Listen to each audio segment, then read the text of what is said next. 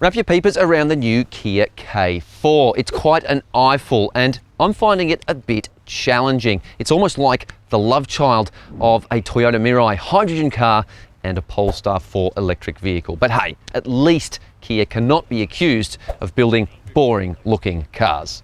There is a hatch version that I reckon looks a whole lot better, coming later in 2025, but I digress. We're here at the national media launch of this vehicle, which replaces the Kia Cerato, the Kia K3 and the Kia Forte across all international markets. And let me preface this video by saying this is not a full review. This is a first look, an appetizer, a preview, an hors d'oeuvre, if you will. We're only driving this car for a few hours today, so this is very much a what you need to know before we get hold of the car for a week and give it our proper full review. But I will drive it and I will look under the bonnet, I'll crawl through the interior, check out the boot, so you guys get all the info you need. Let's get to it.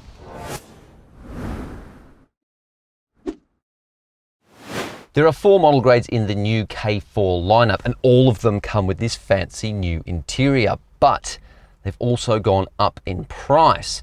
Depending on the model grade, it's between $3,500 and $6,000 more expensive. This GT line is just over $6,000 more expensive than its predecessor, the Cerato, and that is not chump change. This is also much bigger than its predecessor. It's 68 millimeters longer and 49 millimeters wider. This technically is a mid-size sedan, not even a small sedan, but that's a good thing. There's a lot of room in this vehicle, and I like that.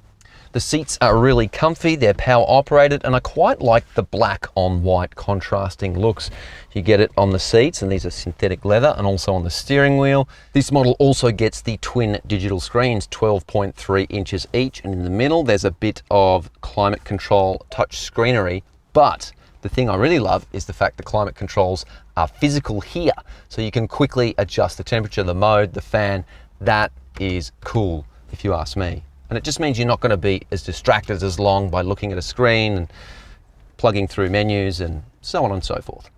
The interface on the touchscreens is really good. It's typical Hyundai and Kia fare. It's intuitive, it looks good, and it's easy to use. You've also got the new Kia Connected app that hooks into everything and it gives you remote car connectivity so you can monitor and even operate some features remotely. They've done a good job upgrading all models. I had a bit of a sit in the base grade version and also a drive, and that is not as bad as you might think.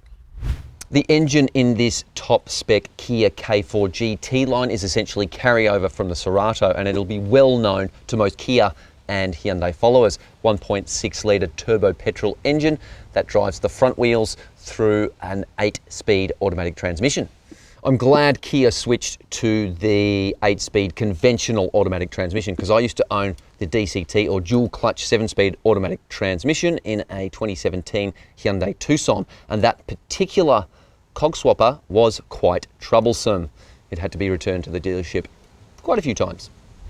The boot, well, it's big, and I know everybody loves SUVs, but I often forget how big the boot is in a conventional sedan. This is huge. This has got more than 500 litres of space. You can get a lot of stuff in here, multiple golf bags, prams, you name it. Maybe both at once if you've got like a Golf Pro baby.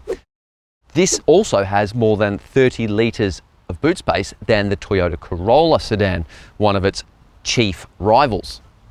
Design is subjective. Beauty is in the eye of the beholder and all that. So some people will like this design, others will not. But following the rocky reception of the Kia Tasman Ute design and now seeing this vehicle in the metal, one thing is clear. Kia wants its vehicles to stand out, seemingly at any cost. I mean, kudos to the brand for being so brave, but to me, and especially from this side profile, it looks a little bit wonky. This square section here, the roof line, the door handles, they just don't gel. And bear in mind, this is the top spec GT line. The lower spec models don't look quite this good. However, the front and rear end designs do look pretty good. Okay, we're on the road, and first impression is that this is a well-sorted chassis. It's got a nice balance between driving dynamics and compliance, so it doesn't wallow too much around the corners, but at the same time, it's still quite absorbent in the suspension. You're not going to be running over potholes and feeling, you know, big, sharp hits through the car and through your body. It's not going to shake your fillings out. During this short 3-hour drive at the national media launch of this vehicle, we've been able to drive several different models. I'm currently in the top-spec GT line. This is the sort of sporty one.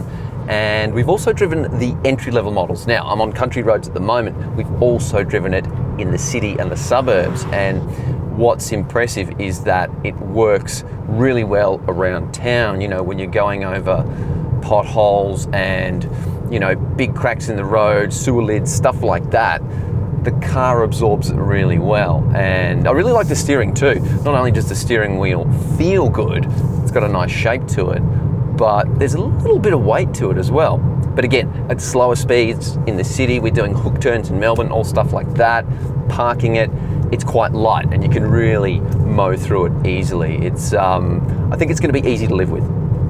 Kia is one of the few brands left in Australia that tunes the suspension for local conditions. So they get the cars in Korea, they bring them to Australia, they tune them, they change the shock absorbers, and it's paid off here. Yes, this GT line isn't as stiff or firm as its predecessor, so it's not quite as good through the corners.